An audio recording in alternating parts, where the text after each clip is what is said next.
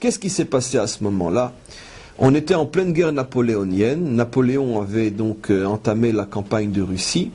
Il avait décidé d'apporter, on pourrait dire, la Révolution française et toute l'idéologie qui est derrière, c'est-à-dire donc la liberté des minorités, la liberté des cultes, Bekitsour, liberté, égalité, fraternité. C'était encore une époque où on y croyait plus ou moins encore.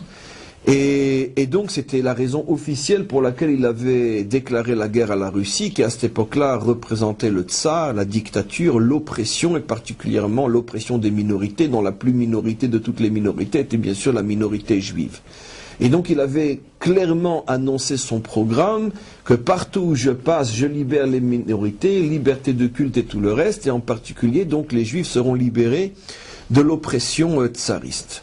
Et vous savez que les Juifs ont toujours eu comme habitude en exil, c'est les prophètes, en particulier le prophète Jérémie qui nous l'a demandé, de prier pour le Shlom HaMalchut, de prier pour la paix du pays dans lequel on est en exil, parce que, comme le dit le prophète Jérémie, de la paix des nations, vous aurez votre propre paix. Parce qu'on sait très bien que quand il n'y a pas d'argent dans les caisses, où on va les trouver? Chez les Juifs.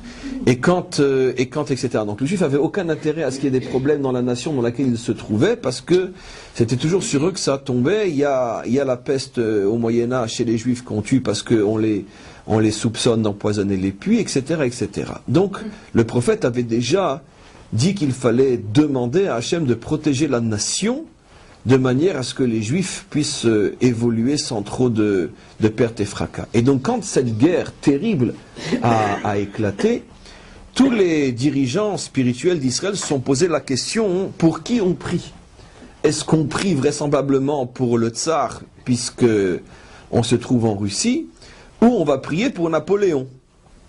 Quels étaient les deux pendants du doute? C'est que bon, on est des Juifs sous domination russe, mais d'un autre côté, Napoléon a déjà prouvé que partout où il passe, il libère les minorités, et que c'est clair que sous le drapeau de liberté, égalité, fraternité, on risque de pouvoir relever notre tête et souffler un petit peu de ces siècles d'oppression, comme on le sait à l'époque du tsar, combien les Juifs étaient opprimés, et bien après encore, et plus peut-être à l'époque de Staline et le reste. En tous les cas, la grande majorité des dirigeants spirituels des Juifs de Russie et de ces pays-là ont dit qu'il fallait prier, d'une manière bien sûr secrète, mais qu'il fallait prier pour la victoire de Napoléon, parce que de la victoire de Napoléon dépendait la liberté d'Israël. Et il y a eu à ce moment-là un maître qui s'est opposé farouchement à cette prière-là et qui a dit qu'au contraire il fallait prier pour la victoire du tsar, c'était le Baal HaTanya. Le Baal HaTanya a dit que non, il faut prier pour la victoire du tsar et non pour la victoire de Napoléon. Alors bien sûr, tous ses contemporains, qui étaient la majorité écrasante, ont demandé pourquoi, et il a expliqué parce que Napoléon libérera les corps mais brisera l'âme, le tsar brise le corps mais ne peut briser l'âme. L'explication bien connue, qui n'est pas si évidente que ça, c'est facile à dire, mais c'est pas si facile que ça à comprendre, que le tsar, lui, ce qu'il oppresse, c'est le corps juif, mais au contraire, par cette oppression du corps juif, se libère, on pourrait dire, l'âme juive, car on sait que quand un homme est opprimé, oppressé, pas nécessairement uniquement les juifs, l'oppression peut toujours provoquer, on pourrait dire, un réveil moral et spirituel. Et en particulier, on connaît la nature profonde du juif. Le juif, lorsqu'il est opprimé, lorsqu'il est en danger, ce qu'il a de plus profond en lui se réveille et son âme juive reprend le dessus. Donc au moins, on doit au tsar que ces souffrances font que on est fort sur le plan spirituel. Et c'est vrai que le judaïsme russe et tout le judaïsme de ces régions-là, n'oublions pas que la chassidoute est née dans le pays le plus antisémite de l'histoire humaine, à part peut-être les nazis. Ceux qui, comme le dit le proverbe yiddish, étaient antisémites avant même la naissance de Avraham Avinu. Qui c'est? Les Ukrainiens. Les Ukrainiens, Polonais, tous ces peuples-là. Et donc, n'oublions pas que les Ukrainiens, c'est eux que les Allemands ont trouvés pour être les exécutants dans les camps de concentration. Et Et donc c'est quand même en Ukraine qu'est née toute la chassidoute, et c'est là qu'elle s'est développée. Ce qui prouve bien que d'une certaine manière la thèse du Baal HaTanya, qui voit dans la brisure du corps le renforcement de l'âme, malheureusement en exil, mais c'est comme ça que ça fonctionne, n'était pas si fausse que ça. Sur ça, il n'y avait pas de marloquette. C'est sûr que ses contemporains voyaient très bien que précisément en Ukraine, plus que partout ailleurs, l'âme juive brille plus que partout ailleurs.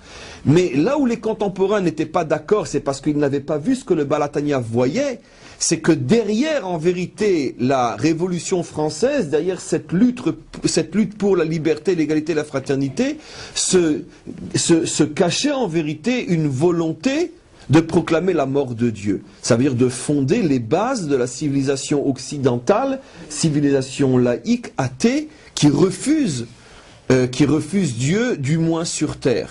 Une civilisation qui va peut-être sceller plus fort que jamais cette phrase qui avait été déjà dite dans les évangiles, qui sont d'ailleurs d'une certaine manière les précurseurs à la civilisation occidentale: mon royaume n'est pas de ce monde. Et mon royaume n'est pas de ce monde était resté plus ou moins une phrase qui voulait pas dire grand-chose, jusqu'à la Révolution française, où la Révolution française a fait, comme on le sait, la séparation entre l'Église et l'État, entre le monde d'en haut et le monde d'en bas, et d'une certaine manière, à partir de la Révolution française, on est rentré dans l'ère du monde occidental où il n'y a plus de place pour Dieu ici-bas. Dieu n'est qu'à la synagogue, Dieu n'est que dans le monde à venir, Dieu n'est que dans le ciel, il n'a plus rien à faire sur terre. Et donc, le Baal HaTanya, c'est ça sa grandeur, avait vu à l'époque où personne ne le voyait encore, parce que tout le monde était encore un petit peu dans l'euphorie de la Révolution. La Révolution, ça paraît toujours merveilleux à ses débuts. Il avait déjà vu, selon ce que disent nos maîtres, Ezeu Chacham Aro et Anola, c'est qui le vrai maître, celui qui voit ce qui va se passer. Il avait vu des décennies en avance que derrière cette idéologie libératrice se cachait en vérité une volonté de tuer Dieu, c'est-à-dire de tuer, de nier plutôt ça, enfin proclamer la mort de Dieu, selon d'ailleurs une phrase très célèbre de je ne sais plus quel révolutionnaire, mais en tous les cas de nier sa présence sur terre. Et c'est de ça que le Baal HaTanya a eu peur, et il a dit donc ce risque-là au moins n'est pas chez le tsar. Mais comme lui voyait quelque chose que personne ne voyait, ses contemporains ne se sont pas rangés à son avis. Et qu'est-ce qui s'est passé? Dans toutes les synagogues de Russie, on priait, d'accord, en cachette pour la victoire de Napoléon, et dans toutes les synagogues Chabad de Russie, on priait pour la victoire du tsar. Qu'est-ce qui s'est passé par la suite? Lorsque Napoléon est rentré en Russie, et qu'il a commencé dans un premier temps à conquérir la Russie comme beaucoup plus tard les Allemands, et puis c'est l'hiver terrible russe qui a finalement freiné l'avance des armées françaises, comme on le sait, Napoléon a eu très vite besoin d'interprètes, de guides qui savaient parler à la fois et le français et le russe. Et c'était une denrée rare en Russie qui, à l'époque, savait parler le français et le russe couramment. Et à ce moment-là, les plus proches élèves du Baal HaTanya ont eu enfin la réponse à une question qu'ils gardaient pour eux depuis des années. Le Baal HaTanya avait institué, regardez la grandeur de ce prophète, déjà, je crois, 20 ans auparavant, il avait institué qu'il avait, on pourrait dire, plusieurs yeshivot, et les élèves de la plus grande yeshiva, c'est-à-dire celle qui méritait des cours du Baal HaTanya lui-même, parce que il y avait une yeshiva où le Baal HaTanya lui-même enseignait, une autre où c'était un élève du Baal HaTanya, et une autre c'était l'élève de l'élève. Mais qui toujours, selon le niveau des élèves, il y avait un filtre, vu la profondeur et la force des enseignements. Et dans la yeshiva où se trouvaient les élèves qui pouvaient recevoir de lui-même, il avait donc, dans le programme des études, instauré obligatoirement d'apprendre le français. Et des générations entières d'élèves donc arrivaient dans cette yeshiva et apprenaient à parler couramment français. Qui va demander au rabbi pourquoi? Le rabbi a dit, on fait, quand le rabbi parle, tout le monde s'exécute. C'est ça être un chassid. On pose pas de questions. On pose pas de questions, mais on avait une question. Pourquoi on doit apprendre le français? Quand Napoléon a fait savoir très très vite, au bout de quelques semaines de combat, qu'il était à la recherche d'interprètes russes qui parlaient couramment le français, mais qui aussi seraient mêlés à des secrets de guerre, et donc ça pouvait pas être n'importe qui, qu'est-ce qu'a fait Napoléon? Napoléon a entendu parce que lui avait ses propres espions, que dans toutes les synagogues de Russie et de Navarre, les Juifs priaient pour sa victoire, il a dit, je ne peux pas trouver de meilleurs alliés qu'eux, et je vais demander aux Juifs de me servir d'interprète. Le problème, c'est que, même parmi les Juifs, il n'y en avait que dans un endroit où on parlait couramment le français, c'est chez ceux qui priaient pour sa défaite. Mais ça, il ne pouvait pas le savoir. Et donc, qu'est-ce qu'a fait le Baal HaTanya? Il a placé ses plus grands élèves dans le QJ de Napoléon. Et qu'est-ce qui s'est passé? C'est que, selon la thèse du Baal HaTanya, où il fallait absolument que ce soit le tsar qui gagne, eh ben les élèves, et donc, qui servaient d'interprète à Napoléon, ont été au courant des plus grands secrets de guerre, qu'ils transmettaient au Baal HaTanya, et le Baal HaTanya transmettait au tsar. C'est ce qui a valu, après la victoire du tsar sur Napoléon, que le Baal HaTanya reçoive une décoration et a été fait citoyen d'honneur.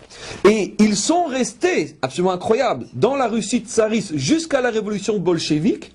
Tous les rébéim de Chabad avaient un certificat de citoyen d'honneur qui leur permettait de passer là où ils voulaient, de ne pas être inquiétés, de ne pas payer d'impôts, un petit peu le Yosef de l'Égypte. C'était pas sur tous les Juifs, ni même sur les Chassidei Chabad, mais au moins sur la famille des rébéim, jusqu'à la révolution russe en 1917, où là, évidemment, ils ont perdu ce certificat de citoyen d'honneur, mais pendant donc Baal HaTanya, son fils, son gendre, pendant 5 générations, donc 5 sur 7 finalement, les dirigeants de la Chassidut Chabad ont joui donc de ce certificat de citoyen d'honneur. Et donc, voilà ce qui s'est passé. Le problème c'est que, petit à petit, à fur et à mesure que les choses avançaient, Napoléon a commencé à avoir des doutes. Il voyait qu'il préparait dans le plus grand secret des batailles, et que quand il arrivait, les Russes l'attendaient. Alors une fois c'est le hasard, 2 fois c'est le hasard, mais il a commencé à avoir des doutes. Il y a quelqu'un qui me trahit. Et automatiquement, quelqu'un qui me trahit, sur qui se sont posés ses yeux? Peut-être les interprètes, en plus des Juifs, d'accord? À ce moment-là, il a décidé de leur tendre un piège. Ce qu'il ne savait pas, c'est que le Baal HaTanya avait déjà vu le piège qui allait être tendu par Napoléon.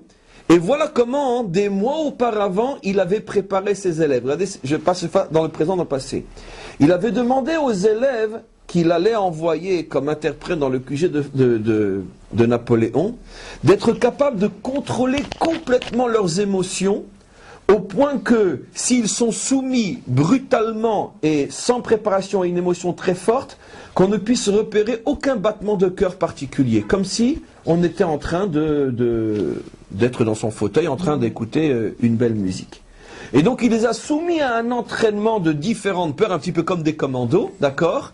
Et il n'a envoyé dans le QG de Pharaon, dans le QG de Napoléon, c'est pareil, que ceux qui avaient donc traversé tous les tests et qui étaient capables de supporter une pression très forte sans montrer le moindre signe de panique. Et qu'est-ce qui s'est passé? Il avait vu ce qui allait se passer. Un jour où Napoléon avait la preuve certaine qu'il était trahi, il a réuni, vous savez que Napoléon, on le sait aussi dans l'histoire française, était capable de piquer des crises inimaginables, comme un véritable démon. Il les a réunis dans sa tente, d'accord, avec des officiers qui avaient tous la main sur la gâchette, et il les a accusés de tout ce que un homme comme ça peut accuser un sale juif. Et il les a menacés de les couper en morceaux, machin, etc. Seulement, il avait été rusé. Il y avait en même temps des sales juifs, mais il y avait aussi, parce qu'il avait trouvé malgré tout quelques Russes non-juifs qui étaient aussi ses interprètes. Et puis il a commencé à dire, il y a des traîtres, je vais tous vous couper en morceaux, je violerai vos femmes, je tuerai vos enfants. Il a commencé à les mettre dans une panique inimaginable. Et tout d'un coup, il a préparé son coup. Il s'est approché près d'un juif qu'il soupçonnait. Et il lui a dit, c'est toi le traître. Et tout de suite, il lui a mis la main sur le cœur. Tout de suite. Le cœur battait normalement. Tac, tac, tac. Il avait réussi l'épreuve. Voilà à quoi le Baal HaTanya avait préparé ses élèves.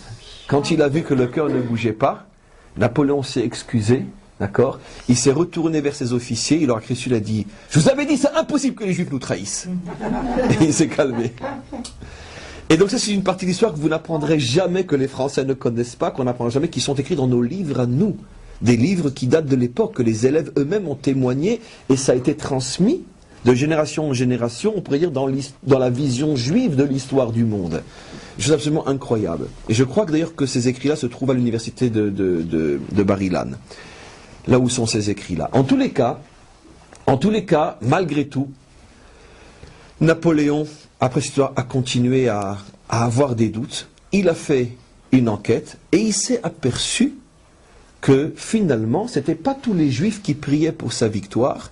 Il y avait un grand maître qui priait pour sa défaite, et c'était le Baal Hatanya. Bon, il avait déjà cessé, par erreur, de soupçonner ses interprètes juifs, parce qu'il ne savait pas que c'était des Chassidei Chabad, bien sûr, ils vont pas lui dire. Mais en tous les cas, il a commencé à dire à haute voix, sans se méfier, qu'il sait qu'un rabbin très influent lutte spirituellement contre lui, et il veut absolument savoir où il est, il veut l'attraper, et bien sûr le mettre à mort pour que ça serve de leçon aux Juifs. Les interprètes ont entendu ça, immédiatement, d'accord, ils ont prévenu le Baal Hatanya. Le problème, c'est que Napoléon, malgré tout, était un petit peu sur ses gardes, et il n'avait pas révélé quel était le jour qu'il avait prévu pour partir avec une petite armée attraper le Baal Hatanya. Il y a eu un est qui s'est produit le jour où il avait tenu en plus grand secret, il y avait vraiment que véritablement ses fidèles compagnons qui étaient au courant quand et quoi et qu'est-ce. Il a eu une phrase qui lui a échappé, un interprète se trouvait là, il a entendu que c'est aujourd'hui, dans 1 heure, ils partent. Qu'est-ce qu'il a fait? Vite, il est parti prévenir le Baal Hatanya que Napoléon avait décidé aujourd'hui de venir avec une petite armée pour l'attraper et le tuer. C'est beau l'histoire, non? Très bien.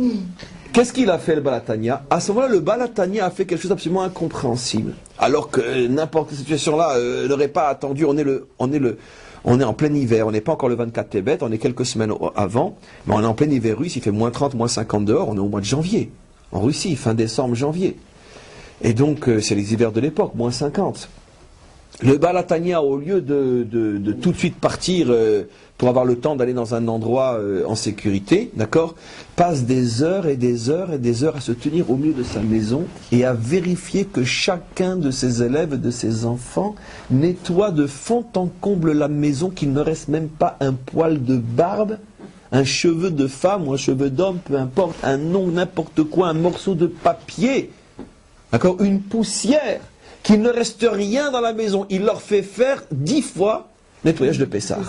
Et à chaque fois, il repasse, il met sa main sur le mur, il dit non, il reste de la poussière, c'est pas fini, recommencez. Mais Napoléon est en train d'arriver.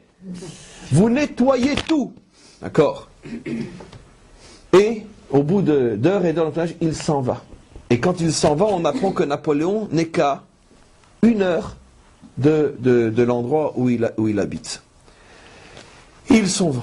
Pourquoi il a voulu qu'on nettoie la maison? Personne ne sait vraiment.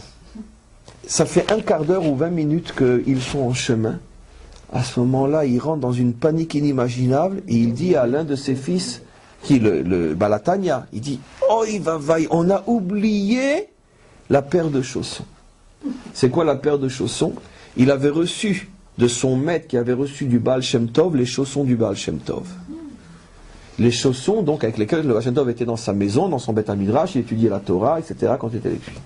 Ils étaient cachés sous une dalle. À cette époque-là, il n'y avait pas de banque, on cachait tout sous les dalles.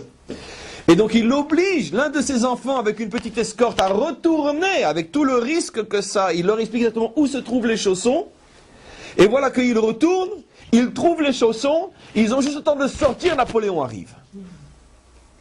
Napoléon, tout de suite, demande où est la maison du rabbin, et il arrive tout content, en étant sûr d'avoir attrapé le Baal Hatanya, de le surprendre. Il ne sait pas ce qui s'est passé, et très vite il s'aperçoit que le Baal Hatanya a disparu. Mais il contrôle encore sa colère. Il fait un tour dans la maison, et là il rentre dans une colère folle, délirante, et il se met à hurler, il n'a rien laissé, il n'a rien laissé, il n'a rien laissé. Et il cherche partout, il ordonne à ses soldats, trouvez-moi un cheveu, trouvez-moi un poil de barbe, trouvez-moi un morceau de mouchoir, trouvez-moi quelque chose. Il n'a rien laissé. On revient maintenant au Baal Hatanya. On va faire les séries américaines, vous voulez? D'accord? Ok? J'ai dit. Le Mashiach viendra, où un maître de Torah arrivera à concurrencer un film hollywoodien. Donc je pense qu'on est proche. Voilà. Donc en tous les cas, on revient maintenant au Baal Hatanya. Ils ont eu le temps de s'échapper. Mais le Balatania est épuisé, il fait froid, et il est déjà relativement âgé. Il y a quand même toute la tension qui s'y ajoute. Et c'est ce qui va, d'une certaine manière, l'affaiblir. Et il va, après quelques jours, décéder en chemin. Il est d'ailleurs enterré aujourd'hui dans un endroit où il n'a jamais vécu, dans un petit village qui est devenu son lieu son dernier lieu, comme on dit, mais qui n'était pas du tout un endroit qui faisait partie des endroits connus et sacrés de la Chassidoute, parce que c'est là-bas qu'il est mort en chemin. Et donc, il a été enterré.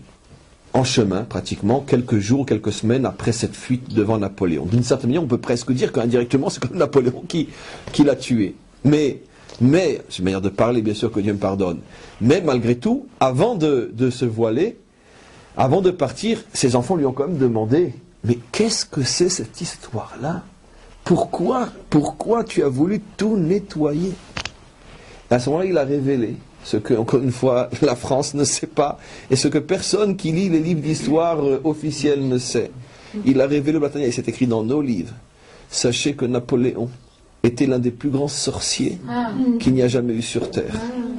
Il avait des pouvoirs de sorcellerie inimaginables, et c'est le Balatania, c'est de cette sorcellerie qu'il a puisé son pouvoir incroyable. D'un petit Corse, finalement, qui est arrivé à être l'un des plus grands empereurs de France. Dans l'histoire française, tu dis Napoléon, tu associes ça à quelque chose de géant.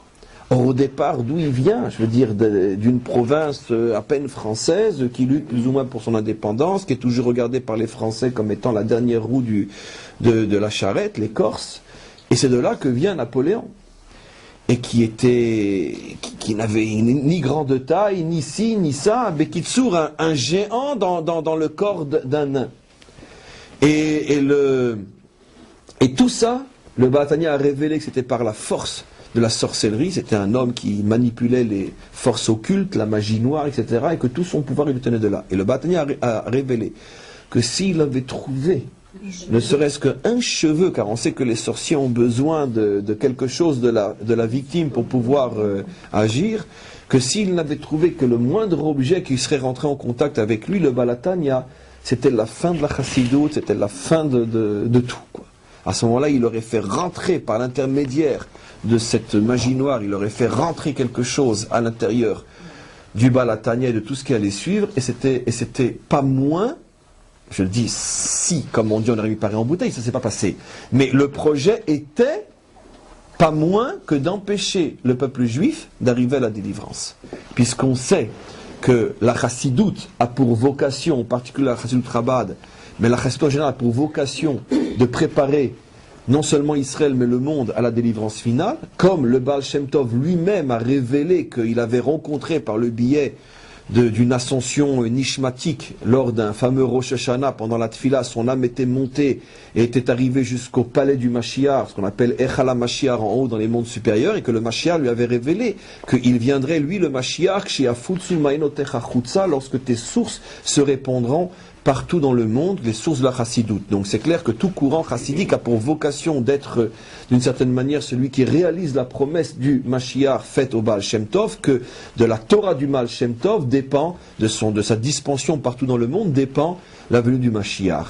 Et comme on sait, c'est on pourrait dire une des choses que la Chassidoute Chabad a pris sur elle plus que n'importe quel autre aspect des enseignements du Baal Shem Tov. Donc automatiquement, si Napoléon avait réussi à empoisonner d'une certaine manière le Balatania, c'était donc la fin dès le commencement de la Chassidoute Chabad, et c'était d'une certaine manière un coup terrible porté au projet du Mashiach de voir les sources de Baal Shem Tov se répandre partout, et donc de faciliter ou de préparer sa venue.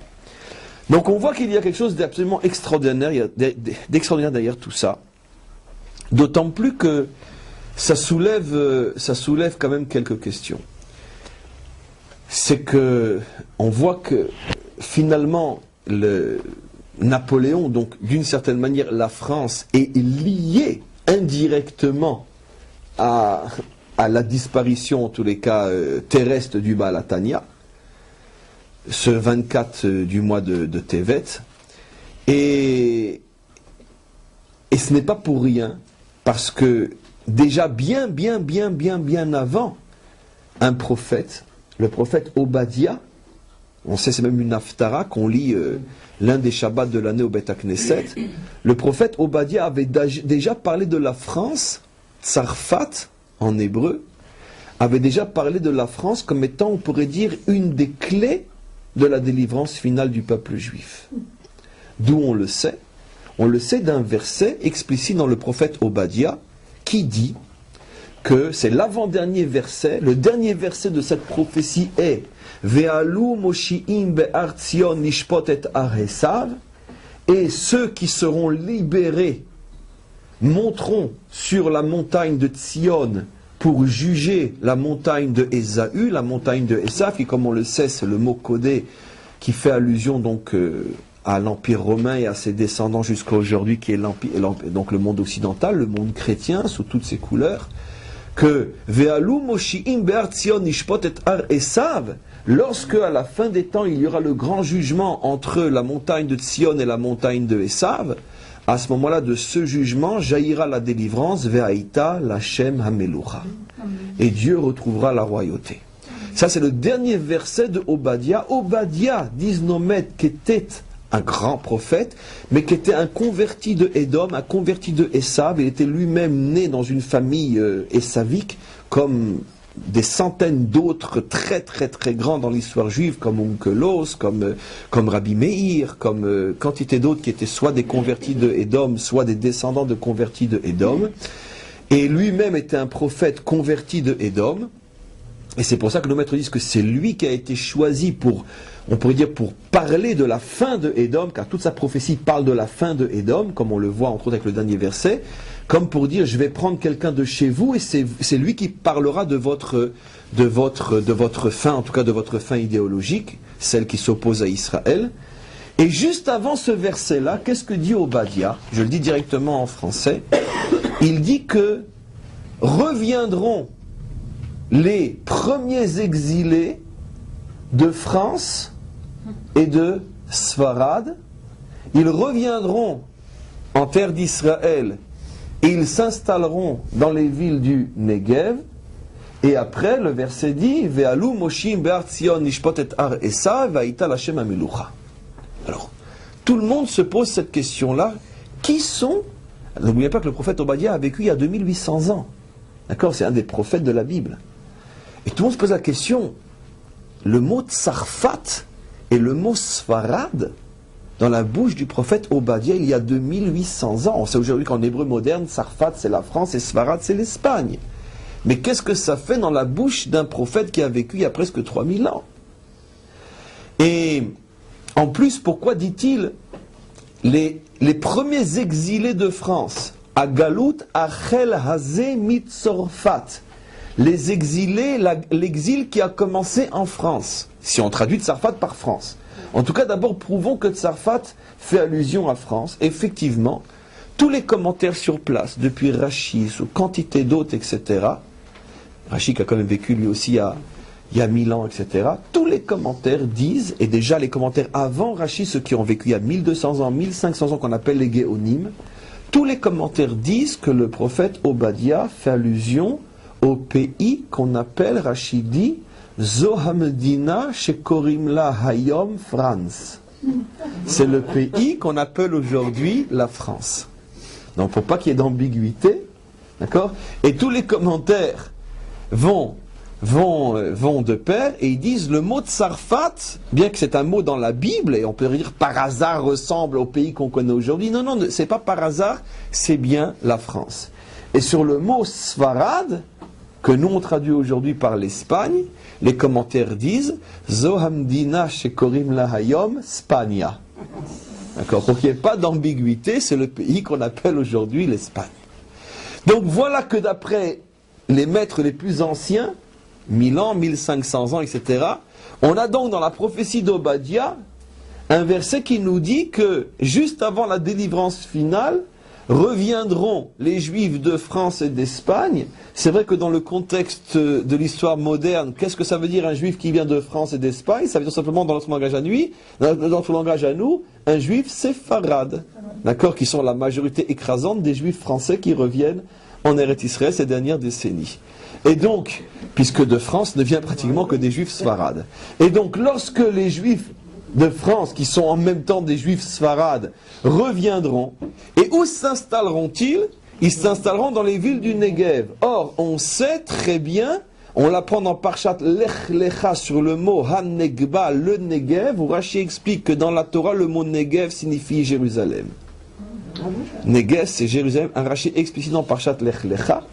Et donc, Negev, c'est Jérusalem. Il y a des raisons pourquoi Jérusalem s'appelle Negev. Ça ne veut pas dire que ce n'est pas le Negev aussi. Mais en tous les cas, Negev, la première fois que Rashi explique le mot Negev dans la Torah, Parshat Lech Lecha, il dit « Ve'avram halor ve'nasoa ha-negva » Abraham allait se diriger vers le Negev. Rashi dit « Negba zo Yerushalayim ».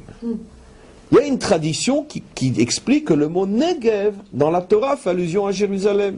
Et donc maintenant, si on revient au prophète Obadiah, de quoi s'agit-il? Lorsque les Juifs de France, Sfarad, reviendront et s'installeront à Jérusalem, Ve'haïta l'Hashem hamelucha. Ça sera le signe, donc, juste avant la délivrance du peuple juif.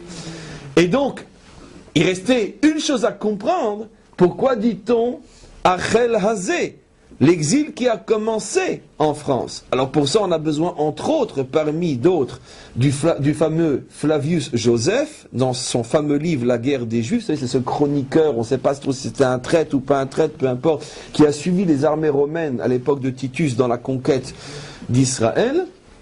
Et donc Flavius écrit que les Romains ont pris, obligés d'une certaine manière à être des mercenaires, donc ceux qui étaient capables de se battre, ceux qui étaient des soldats, etc., donc parmi nous, et ils les ont envoyés, d'accord, où ça? En Gaule.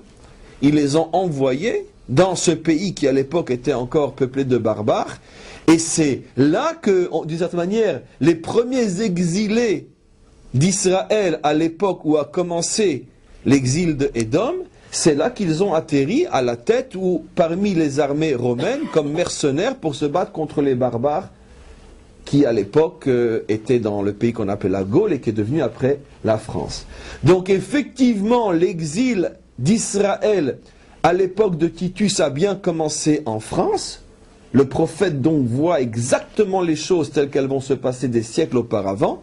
Et donc c'est pour ça que le texte dit « Puisque l'exil de Esav va commencer avec la France, c'est quand les Juifs reviendront de France et qu'ils s'installeront à Jérusalem, symbole de la royauté d'Israël perdue. » Et cette perte avait commencé par donc le départ des Juifs en France. Lorsque les Juifs reviendront, à ce moment-là, Vaïta l'Hashem hamelucha. Donc on voit que, encore une fois, le prophète Obadiah avait prévu qu'il y a un lien entre exil, délivrance avec la France. Exactement la même histoire qu'on revoit avec le Baal Hatanya, où le Baal avait peur d'être ensorcelé par donc l'empereur français, et donc ça aurait remis en cause tout le projet de la délivrance. Donc, il y avait potentiellement une volonté donc de la France d'empêcher la délivrance d'Israël. C'est quelque chose d'assez fou.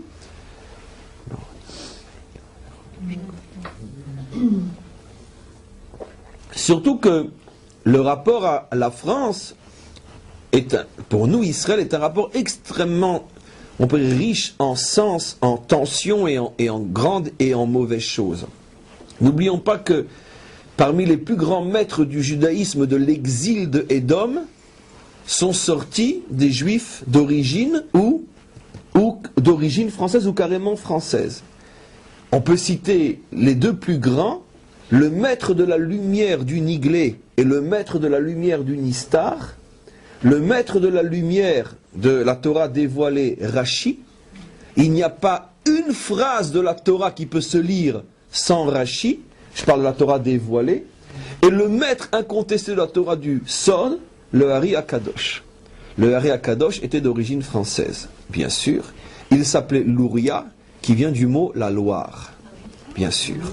Louria est une hébraïsation du mot la Loire. Comment cette famille s'est appelée Louria Loire?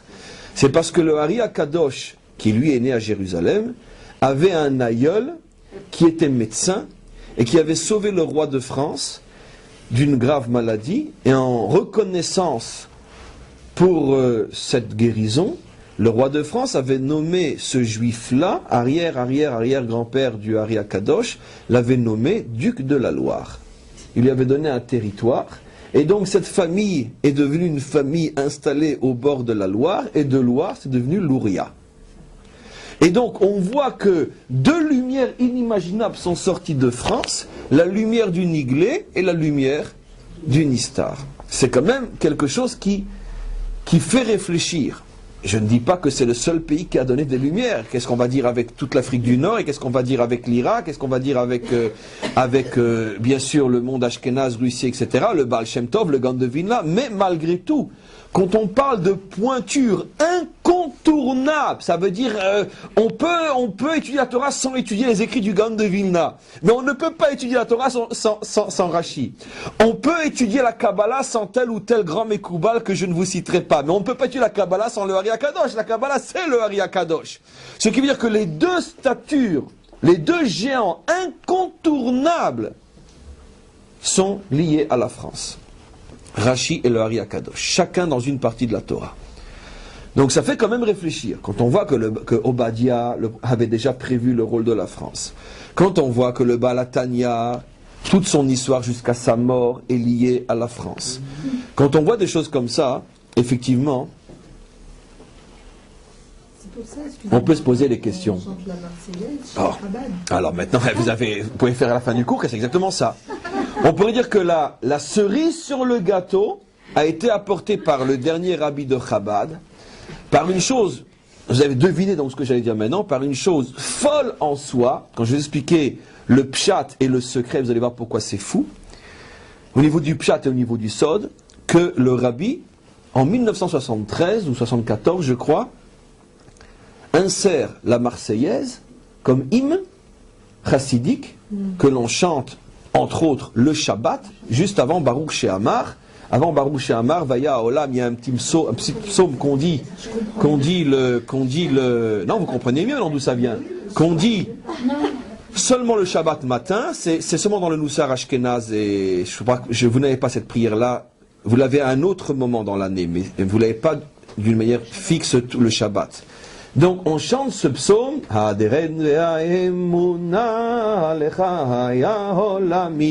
connaissez tous l'histoire d'un petit garçon Chabad qui passe devant un poste de télévision par hasard un 14 juillet, et puis il entend la Marseillaise, et il dit à son père, papa, ils sont tous Lubavitch. C'est-à-dire que le petit enfant Chabad ne sait pas, il pense que c'est le contraire, il pense que les Français chantent un chant Lubavitch, mais c'est évident. Tous les enfants Chabad apprennent depuis 30 ans et plus la Marseillaise sur un air complètement différent, et aucun d'entre eux ne sait que, sauf lorsqu'il grandit, que ce chant-là est empreint de la Marseillaise. Ouais. Alors, je dis qu'au niveau du pshat, et même au niveau du sod, c'est une chose absolument incompréhensible pourquoi le rabbi fait ça. Parce que si déjà le rabbi voulait récupérer un hymne, vous savez que tous les grands maîtres de la chassidoute ont récupéré des airs non juifs et les ont fait rentrer dans les chants chassidiques. C'était une avoda, on pourrait dire, extrêmement importante des grands maîtres de la chassidoute, parce qu'ils expliquaient, comme l'explique le Zohar, que le nigoun, que le chant, en vérité, d'une certaine manière, exprime le chant, le vrai chant, exprime un petit peu l'essence d'une nation. Écoutez la chanson française, le folk américain, et la chanson est, on pourrait dire, l'âme d'un peuple. C'est clair, tout le monde comprend ça, c'est pas la peine d'insister. Et donc, les grands maîtres de la chassidoute étaient capables de capter, de percevoir quel était le type de chant qui exprimait le plus l'âme d'une nation, et prenaient le chant et le récupéraient et l'inséraient à l'intérieur, on pourrait dire, des chants traditionnels d'Israël, comme d'une certaine manière pour récupérer des étincelles perdues et les ramener à leur source. Pourquoi ? Parce que notre tradition explique que tous les chants que chantent les nations, je parle des chants, vraiment des chants, d'accord, sont des étincelles des chants des Lévi'im qui étaient chantés au Beth Amikdash, et depuis l'exil d'Israël, de la même manière que physiquement le peuple juif s'est éparpillé au milieu des nations, Les chants des Lévi'im se sont éparpillés au milieu des nations. Chaque nation a récupéré des étincelles de ces chants et les ont bien sûr arrangés à leur propre mentalité. Et les maîtres d'Israël étaient capables de récupérer, de voir où se trouvaient ces chants, et en les réinsérant à l'intérieur du chant traditionnel juif, c'était comme si on faisait le tikkun, la réparation de l'exil. Et donc on préparait la reconstruction du troisième temple. Donc c'était une avoda particulièrement importante. Alors, si le rabbi manifestement a cette intention-là, pourquoi choisit-il l'hymne de la France? Apparemment, en tant que juif russe à l'origine, on se serait plus attendu à ce qu'il prenne l'hymne russe. Et si ce n'est pas l'hymne de tes origines, alors prends l'hymne de ton arrivée, où tu te trouves aujourd'hui, aux États-Unis. Donc même au niveau du pshat, on ne comprend pas. Ou c'est l'hymne russe, celui de ta naissance, ou c'est l'hymne américain, celui de ta citoyenneté. Mais qu'est-ce que tu as à voir avec la France? C'est vrai que tu as passé 8 ans en France, à la Sorbonne, où tu as décroché 7 doctorats, mais tu as aussi passé quelques années à Berlin, où tu as aussi décroché quelques doctorats. Alors pourquoi pas aussi, etc., etc.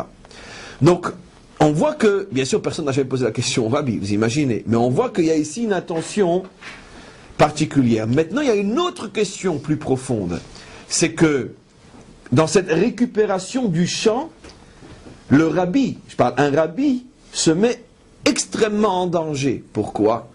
Parce que, si vous voulez, cette étincelle qui est tombée dans l'écorce, elle est d'une certaine manière tenue prisonnière là-bas, et de cette étincelle tenue prisonnière dépend aussi l'exil du peuple juif. De la manière que son chant est en exil, lui aussi est en exil. Ça veut dire que tant que les juifs russes chantent des chants qui au départ étaient des chants lévi'im, il y aura des juifs en Russie, en exil, et ainsi de suite pour tous les pays. Donc vous pensez bien que les forces contraires font tout pour empêcher les juifs de récupérer leurs chants, parce que de la récupération de leurs chants, il y a automatiquement la libération des juifs qui s'y trouvent. Si c'est vrai pour n'importe quel chant, vous imaginez pour un hymne national qui exprime plus que tout autre chant l'âme profonde d'un peuple, vous imaginez? Alors maintenant regardez, pourquoi le rabbi n'a pas pris l'hymne de Russie ou l'hymne des Américains? Parce que tout simplement c'est pas parce que l'hymne lui plaisait, il a dit tiens on va en faire un chant juif. C'est parce que le rabbi voit que dans l'hymne de la Marseillaise se trouve un chant des Lévi'im. Et si il a vu ça sur l'hymne de la France et pas ailleurs, cela signifie que le seul hymne national qui tenait prisonnier un chant des Lévi'im au Beth Amikdash, c'était la France. Et on revient encore une fois sur notre notion de l'importance inimaginable de la France, puisque dans son hymne national se trouve une étincelle d'un chant des Lévi'im entonné au Beth Amikdash. Ça veut dire que les nations ne sont pas arrivées dans leurs hymnes nationaux à récupérer des étincelles des chants des Lévi'im. Le seul pays qui est arrivé, c'est la France. Vous imaginez la force? Et quand le rabbi décide de récupérer la Marseillaise, il part en guerre contre, d'une certaine manière, la force spirituelle qui tient en exil Israël là-bas. Et c'est pour ça que, à cette époque-là, et toujours de plus en plus, le rabbi va commencer à faire des allusions de plus en plus claires, jusqu'au jour où, dans les années 90, il va commencer à le dire clairement. Il commencera à dire, aux alentours des années 90, donc à peu près 30 ans, 20 ans après qu'il a commencé à récupérer le nigun, l'hymne, le rabbi commence à dire clairement à ce moment-là, d'accord, que du tikkun de la France, et on pourrait dire de la libération des Juifs de France, dépend l'exil, dépend la fin de l'exil. Le rabbi avait commencé à voir dans les années 70 le rôle extrêmement important, on pourrait dire, des forces spirituelles représentées par la France en tant que gardienne en prison, on pourrait dire, des forces libératrices d'Israël. Et donc le rabbi a commencé à attaquer cette clipa en 74, où il récupère l'hymne national de la France, et jusque dans les années 90, où là il dit clairement que maintenant est arrivé le moment de faire le tikkun des Juifs de France, et que de leur libération, de leur Géoula, dépend la Géoula des Juifs du monde entier.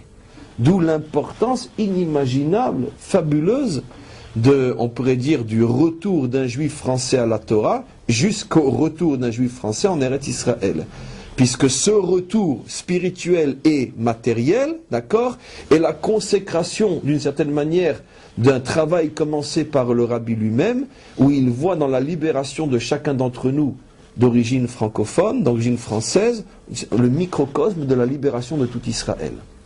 Oui. Excusez-moi, ça explique pourquoi il y a quelques années à Tel Aviv, ils ont organisé, l'ambassade de France a organisé un grand truc le 14 juillet à Tel Aviv. Ça a été un grand truc. Avec Chabad ? Non. C'est dans toutes les religions. Ah, je ne sais pas. Je ne sais pas. Mais ils le font aussi à Jérusalem. Non, mais c'était dans la route, c'était un truc énorme. Peut-être qu'inconsciemment il y a ce lien-là, mais en tous les cas, ce qui est sûr, c'est que par tout ce que je vous ai expliqué, vous comprenez les hâtes, que se dessine quelque chose qui nous dépasse, qu'il faut finalement arriver à comprendre en cette fin de cours, bien qu'il nous reste très peu de temps. Oui, la question. Et l'hymne, il a été créé d'une manière consciente en prenant les étincelles, ou c'est inconscient? Ah, le Rabbi, c'était 100% conscient. Ah non, l'hymne est créé d'une manière inconsciente. Ça jaillit d'un artiste qui, lui, ne sait pas qu'il n'est que l'instrument de quelque chose qui le dépasse, évidemment. Et ce qui est extraordinaire, c'est que c'est un chant révolutionnaire. Comprenez? Alors, c'est, on va dire, porteur de toutes les étincelles de la vraie et seule et unique révolution qu'on attend tous. C'est la révolution qui s'appelle la délivrance. Comprenez? Et j'ai fait remarquer d'ailleurs dans un cours, vous allez rire, mais il faudrait suivre tout le cours pour comprendre. Ce cours s'appelle le Ketz, la délivrance. Il est déjà sur le site. Où j'explique là-bas que c'est extraordinaire, les deux symboles, Marianne et Myriam. À chaque fois, une femme qui porte le même nom, celle qui est le moteur de la première, on pourrait dire, révolution dans l'histoire biblique, la révolution d'Israël, où finalement les opprimés prennent la Bastille et se libèrent. Et leur symbole, c'est Myriam, d'accord? Et chez eux, c'est Mariam. J'explique pas là-bas, mais j'explique maintenant ici aussi un autre symbole extraordinaire, les trois fondements de la Révolution française, les trois fondements de la religion juive. D'accord? Pessah, liberté, Shavuot, égalité, Shavuot, fraternité, puisque Rashi explique, et comme la Torah le fait remarquer, qu'on a reçu la Torah que par le mérite de la Ardout, qui est Ish Echad, Belev Echad, et Sukkot, bien sûr, la fête de l'égalité, où toutes les différences sociales disparaissent, puisqu'on se retrouve tous dans la même souka, et au niveau d'une souka, tu ne peux pas deviner qui est ouvrier et qui est millionnaire. Et donc automatiquement, c'est vraiment la fête de l'égalité sociale qui justement se fait un moment qui est celui des récoltes, où apparaissent toutes les différences sociales entre le grand et le petit champ. À ce moment-là, Hachem nous dit, vous êtes maintenant tous dans la souka pour montrer que, en vérité, que le juif doit se sentir au-dessus de ces différences sociales et être capable de s'unir à chaque autre juif, quelle que soit sa richesse matérielle. Donc on a effectivement, mamash, les trois fêtes qui sont liberté, fraternité, égalité. Pas forcément dans l'ordre dans lequel c'est dit, mais en tout cas c'est fabuleux. Le nombre de parallélismes qu'on trouve entre la France, et c'est pas seulement fini. Le Rabbi va aller beaucoup plus loin. Il explique que le mot tsarfat est déjà écrit dans la Torah au sujet de la naissance du premier de ceux qui ont construit la lignée du Mashiach. Comment s'appelait-il? Peretz. Et quand il est né Peretz, l'arrière-arrière-arrière-arrière-grand-père de David Ameller, et donc du Mashiach, quand il est né, on l'a appelé Peretz parce qu'il a été Ufaratzta. Il s'est précipité à la sortie. Il a poussé son frère jumeau pour sortir avant lui. Et la sage-femme lui a dit Ufaratzta Peretz, pourquoi tu fonces comme ça? Et le rabbi dit Ufaratzta, c'est Tsarfat. Et donc le rabbi, encore une fois, fait un lien entre la France et la délivrance. Et il va beaucoup plus loin que ça, le rabbi. Il dit, mais regardez même la valeur numérique du mot Tsarfat, c'est 770. 770, qui est la gematria, la valeur numérique de Bet Mashiach, la maison du Messie. Donc c'est absolument quelque chose d'inimaginable, tous ces signes qui sont donnés pour lier par l'hymne, par le Balatania, par Napoléon, par la Révolution française, par Myriam, par Marianne, par Tsarfat, par Peretz, par Bet Mashiach, par 770. Toutes ces choses absolument incroyables qui font de la France un pays pas comme les autres. D'accord? Alors maintenant, bien sûr, on pourrait se poser la question, qu'est-ce qu'il y a, qu'est-ce qui fait que la France incarne, selon les propos du Rabbi, on pourrait dire, le microcosme de tous les peuples? Et c'est vrai que jusqu'à aujourd'hui, il y a toujours cette mentalité française de se prendre pour le centre du monde. Et c'est typiquement français de penser que tout se joue là-bas à Paris. Et jusqu'à aujourd'hui, on vient de le voir maintenant, il y a encore hier et avant-hier, il y en a qu'un qui court partout, on lui a rien demandé. Mais de quoi tu te mêles? Non, pourquoi? Parce que c'est toujours on pourrait dire cette aspiration française d'être celui qui dirige tout. En vérité, il est dépassé lui-même par un ophi, par une mentalité que même le prophète Obadiah avait déjà prévu il y a fort longtemps, qui est la raison pour laquelle la délivrance dépend de plus ou moins notre bon ou mauvais rapport avec la France.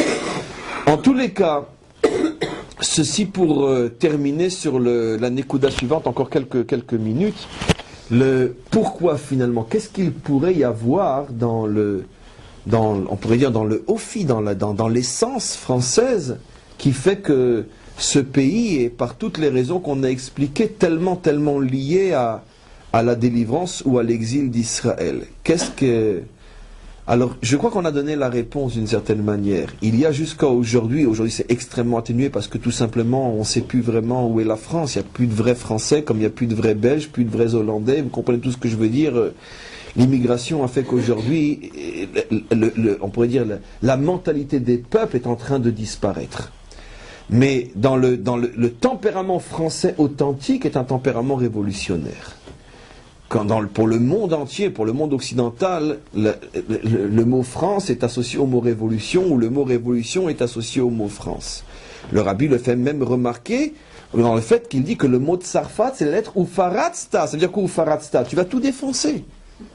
On pourrait dire qu'il y a quelque chose d'extrêmement révolutionnaire dans le ophi français. Derrière Agav, le Rabbi fait aussi une allusion extraordinaire.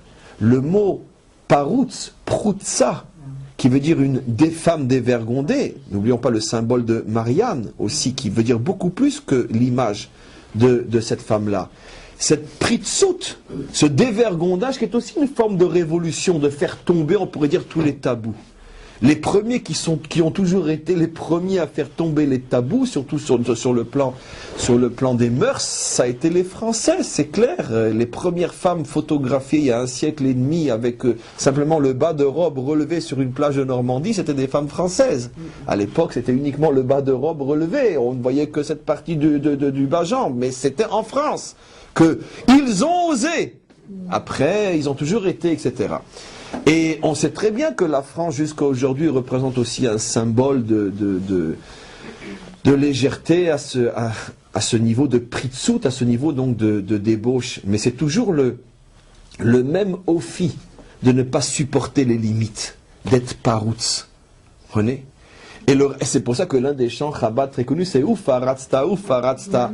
Et c'est un verset. C'est Hachem qui a dit à Yaakov, Ufaratsta.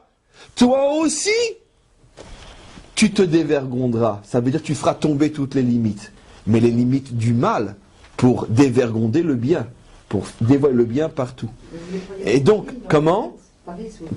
Dans Paris, à Paris aussi, etc. Effectivement. Il y a énormément de symboles. C'est Ensof de symboles. Si on veut aller jusqu'au bout des symboles, c'est Ensof. En tous les cas, on comprend pourquoi justement c'est le ophi français authentique, qui est on pourrait dire une mentalité de ne pas supporter les limites, de vouloir faire tomber les barricades, de faire tomber les limites, de faire tomber la Bastille. Plutôt, on monte sur les barricades pour faire tomber la barricade qui est le symbole d'une limite, on monte dessus.